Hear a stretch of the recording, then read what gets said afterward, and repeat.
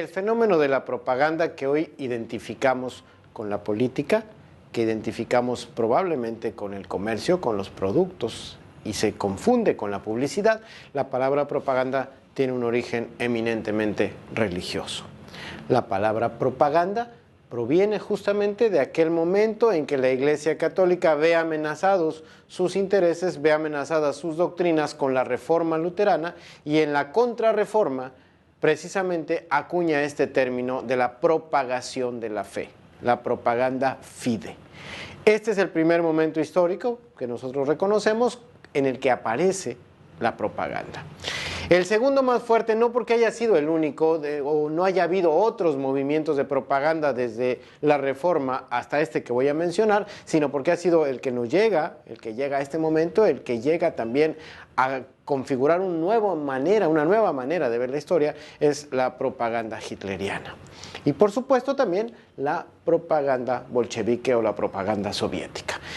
Pero el elemento fundamental es la propagación de ideas. Y no es precisamente de ideas en el sentido intelectual, sino la propagación de sentimientos, de convicciones que van más allá o que no tocan la intelectualidad del ser humano, sino que están dirigidas a la sensibilidad del ser humano. Y en este sentido, y a partir de Goebbels, el propagandista de Hitler, se acuñan una serie de reglas, de normas de la propaganda, donde la primera de ellas es precisamente la regla de la simplificación y del enemigo único. Pensemos bien que no estamos difundiendo, o la propaganda no está difundiendo ideas para ser analizadas, está difundiendo principios, está difundiendo una invitación a la actuación, a la elección, y así tenemos que ser simples.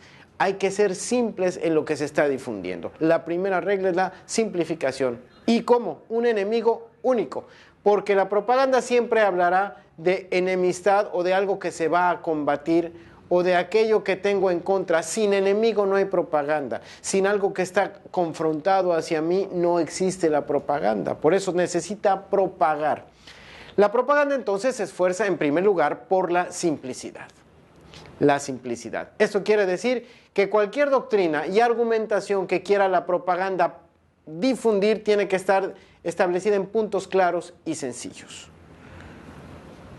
Por supuesto, esto implica también tener un contrincante, un solo target. Piensen ustedes, el enemigo número uno de la propaganda soviética bolchevique era precisamente el capitalismo.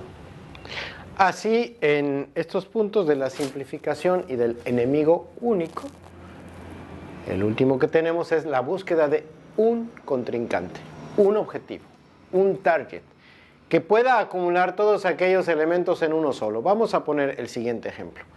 Todo aquello, hablemos de la política estadounidense a finales del siglo XX, principios del siglo XXI, todo aquello que se considere dentro de la propaganda de la política estadounidense que atenta contra la libertad y la democracia al modo estadounidense, se considerará enemigo de la libertad, se considerarán terroristas, se considerarán asesinos de la democracia.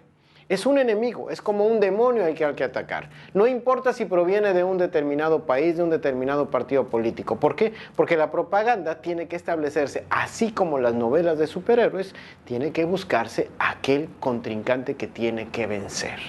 Así como podríamos hablar de que un superhéroe tiene su contrincante al que siempre está atacando y que siempre está en contra de él y al que vencerá porque el bien vence al mal, así la propaganda en esta búsqueda de un target, todo aquello que vaya en contra de su doctrina y de sus argumentos se englobará en un solo target, en un solo objetivo.